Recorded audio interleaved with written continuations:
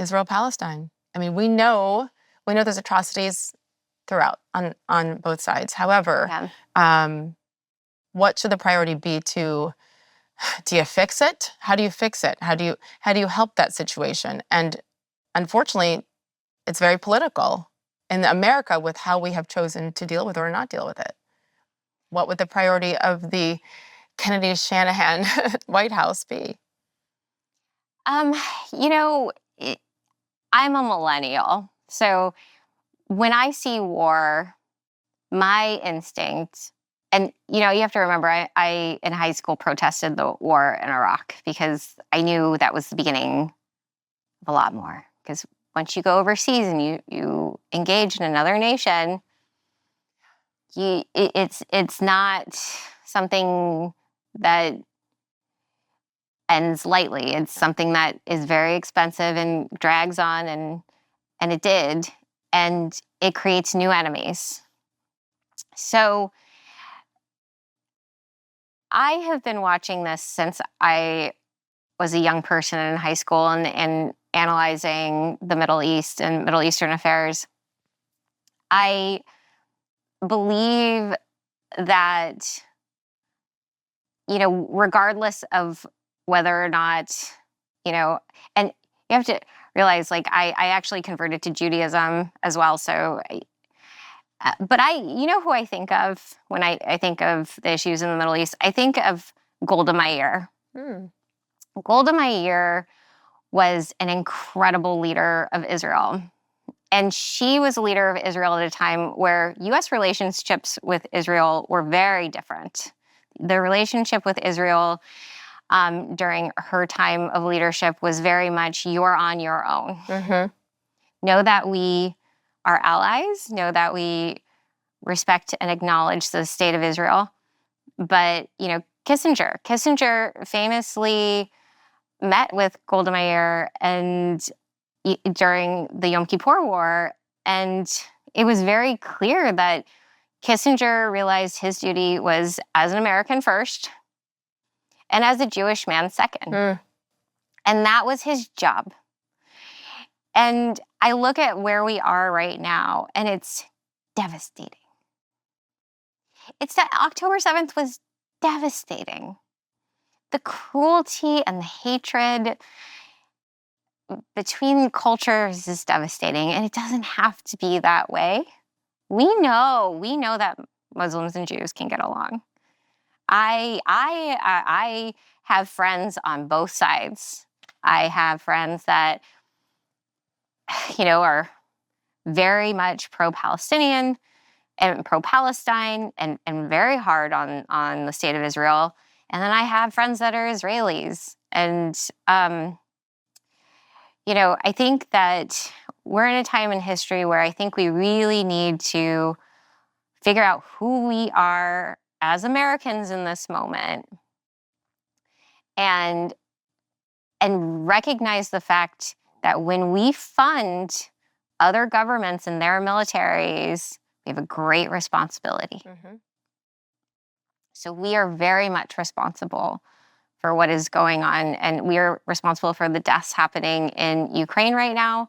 We are responsible for what's going on in Gaza. I think that, I was very troubled to see Netanyahu, decrying what is going on in our college campuses right now, because this is a different country. Israel is a different country. We are allies, but Israel is a different country. And Israel has a responsibility right now to figure out how to end this war in Gaza. Our responsibility is to Americans. And but isn't that ship sailed? Because of, like you said, the involvement that our hands are already in it? I believe that the support of the Iron Dome was good and gracious. And I think when we started funding the Iron Dome in Israel, it was a sign of partnership and goodwill and allyship. And it actually is a practical way of not getting involved in proxy wars in the Middle East. Like, here is tools for you to protect yourself. and let's assume it's one of the most sophisticated systems in the world, which it is, that should be enough to not engage in alteration in the region. When within, immediately after October 7th, I saw Israel going into Gaza into war with Hamas, I was very worried. It was the same feeling I felt when the U.S. went into Iraq. And it was the sense of beginning something that was not going to be easy to end. We are all responsible for that because the United States has funded mostly the budget goes into the Iron Dome, but starting a war with Hamas right now is not just starting a war with Hamas.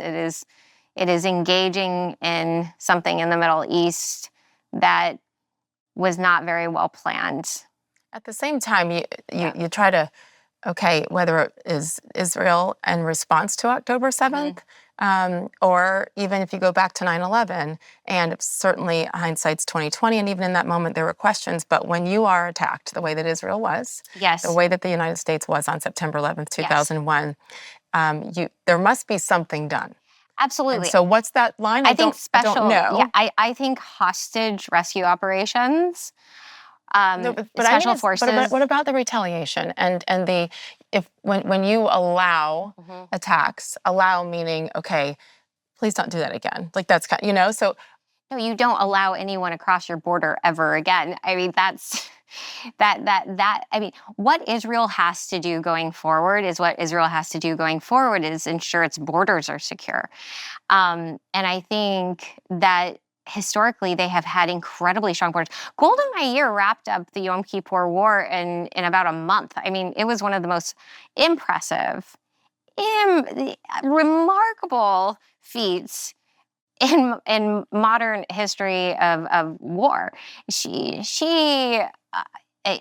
coordinated with her military, and they didn't have half the intelligence capacity that we have today, that Israel has today, and they ended that in a month. And that was because they didn't cross the border. Right. They stayed within their border. I just think there's got to be a fine line, and I don't know what the heck it is. I'm not in that space, but when you are attacked, it is fair to, in some way, shape, or form. I say it to my kids. My kid used to be bullied. Now he's 20 years old. He's 6'4". He's fine. But sometimes the only way to stop it is to punch back. And yes. And what is that? I'm just saying I don't blame them. I don't blame. I think that Israel has every right to defend itself. And my concern is that when you go from an event that is so devastating as a terrorist attack on the scale of October 7th, that was a terrorist attack. It was. And then engaging in a war within the next few weeks after that moment. I study the philosophy of war through Sun Tzu, who wrote The Art of War. Okay. One of the most famous military generals in human history.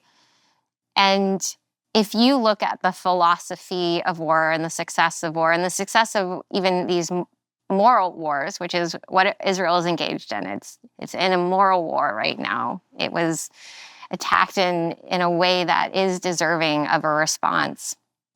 But to win that war, you need to, according to the art of war, you need to shore up your resources. You can't act too quickly. It had been years. I mean,